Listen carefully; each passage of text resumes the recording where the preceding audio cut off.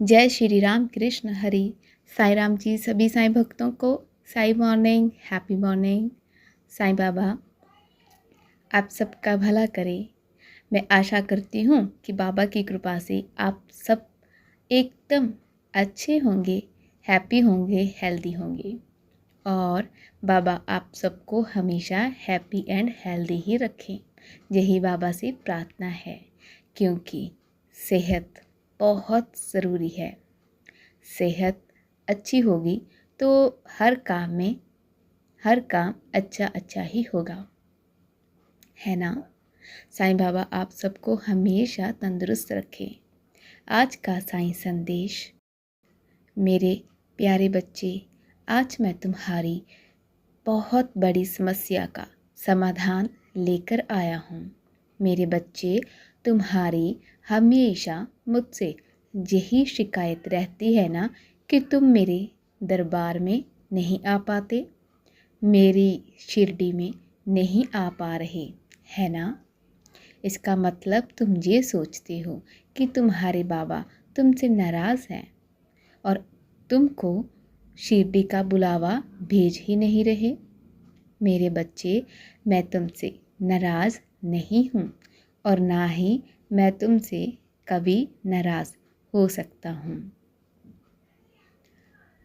तुमने अपने आप को मुझे इतना समर्पित कर रखा है और अपने आप को मेरे इतने करीब रखा है कि मैं चाहूँ भी तो तुमसे अलग नहीं हो सकता, क्योंकि मेरे भक्त ही मेरी संपत्ति है।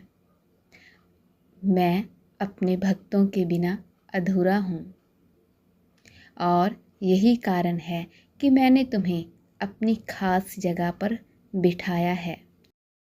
मेरे हृदय का वो खास कोना है जहाँ पर मैं तुम्हें स्थान देना चाहता हूँ। और ये बात मैं तुमसे कहता हूँ कि तुम कहते हो ना कि बाबा के दरबार में मैं नहीं जा पा रहा।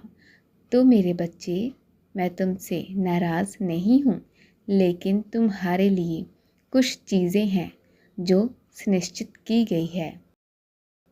तुम्हारे लिए कुछ काम है जो सुनिश्चित किए गए हैं। तुम मेरे दरबार में शिरडी में आओ या मैं तुम्हारे घर आऊँ, बात एक ही है ना। अगर तुम यहाँ तक नहीं आ पाए तो मैं तुम तक पहुँच जाऊँ तो एक ही बात है ना, क्योंकि तुम मुझसे मिलना चाहते हो और मैं तुमसे। हमारा मिलना ही तो खास वजह है। तुम्हारे बाबा तुम तक आए या तुम बाबा तक, बात अलग तो है ही नहीं। फिर तो तुम्हें खुश होना चाहिए कि तुम्हारे बाबा, तुम्हारे साईं बाबा शिरडी से चलकर तुम्हारे घर आए हैं, तुम्हारे घर पर विराजमान है और तुम्हें हर पल देखते हैं। मैं तुम्हें हर पल देखता हूँ कि तुम क्या कर रहे हो, कैसे कर रहे हो, कैसे घर के काम, कैसे बाहर के काम, सब तुमने मैनेज कर रखा है। ये देखकर मुझे बहुत खुशी मिलती है बच्चे। मैं तुम्हें शिरडी से बैठकर भी देख सकता हूँ, लेकिन तुम्हें महसूस नहीं होगा। मैं तुम्हारे घर पर बैठकर हर पल तुम्हें देखता हूँ। ज़रा अपने मंदिर की ओर तो देखो। मेरे स्वरूप में आँखों में आँखें डालकर देखो बच्चे। क्या महसूस हुआ? ये महसूस हुआ ना कि मैं तुम्हारे घर पर विराजमान हूँ? ऐसा तुमको महसूस हुआ ना बच्चे? बताओ। जब भी तुम घर में नहीं होते, मैं तुम्हारे घर की रक्षा करता हूँ और जहाँ भी तुम जाते हो मैं वहाँ भी तुम्हारे साथ होता हूँ। तो बच्चे, तुम दुखी ना हो। जो लोग तुमसे पूछते हैं कि तुम अभी तक बाबा के दरबार में क्यों नहीं गए, तो अफसोस मत किया करो। उनको ये बोलना कि बाबा तो मेरे घर में आए हैं, मुझे जाने की क्या ज़रूरत। मेरे बच्चे, मैं तुम्हें शिरडी में ज़रूर बुलाऊंगा, चिंता मत करना। और ऐसे बुलाऊंगा जैसे कि इतने अच्छे तरीके से मेरे दरबार में कोई भी नहीं आया होगा। इसीलिए अफसोस मत करो। और जो इसकी ख़ास वजह है ना, वो सुनो। अभी इस बात को ध्यान से सुनना बच्चे। तुमने मेरे दिए हुए कुछ ऐसे काम करने हैं। तुम्हें इतने बड़े बड़े काम मैंने सौंपे हैं, उन कामों को तुम्हें करना है। तुम्हारी जिम्मेदारियां कुछ और हैं। शिरडी से पहले तुम्हारे कर्तव्य कुछ और है। शिरडी आने से पहले तुम्हें ये कार्य करने होंगे।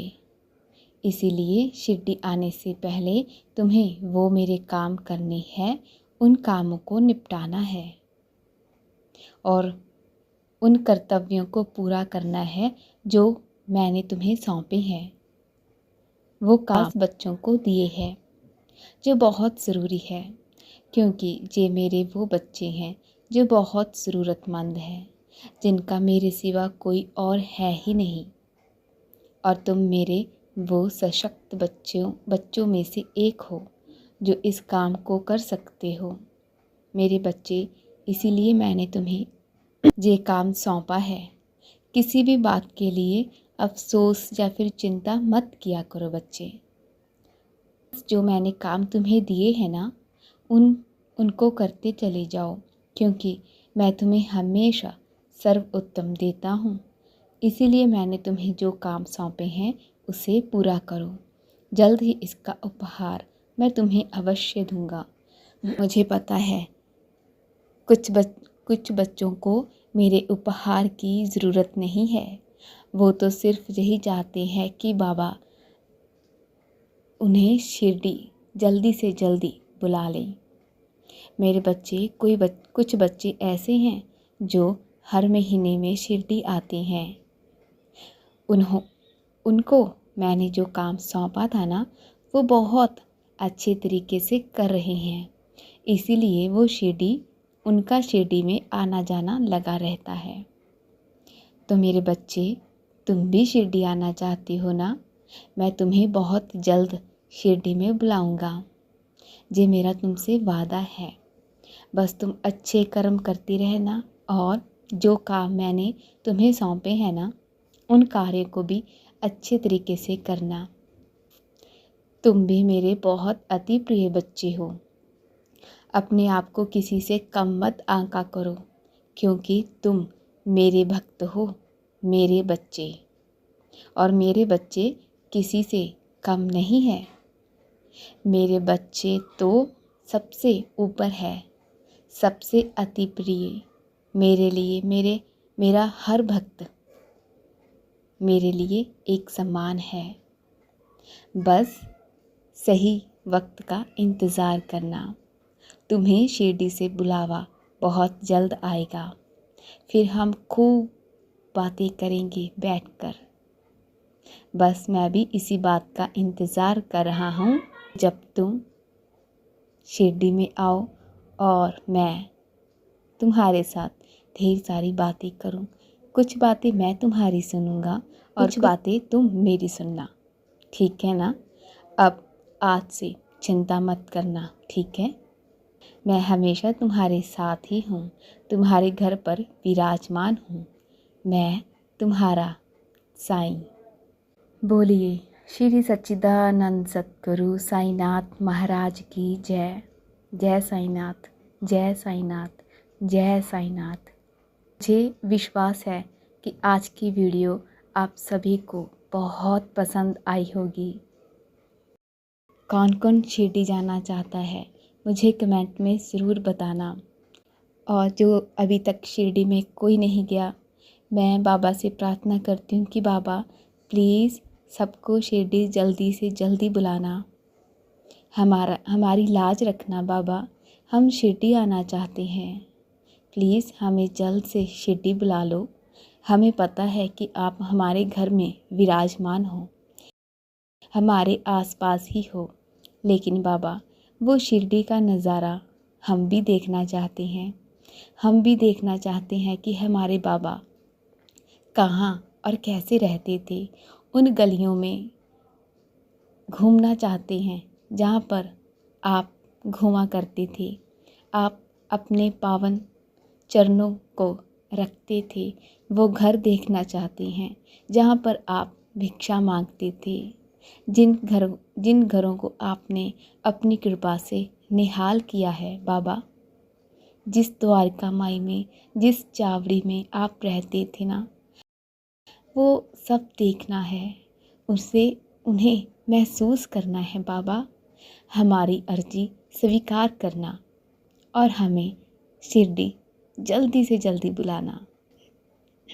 चलिए मिलते हैं नेक्स्ट वीडियो में, तब तक के लिए जय साईं राम।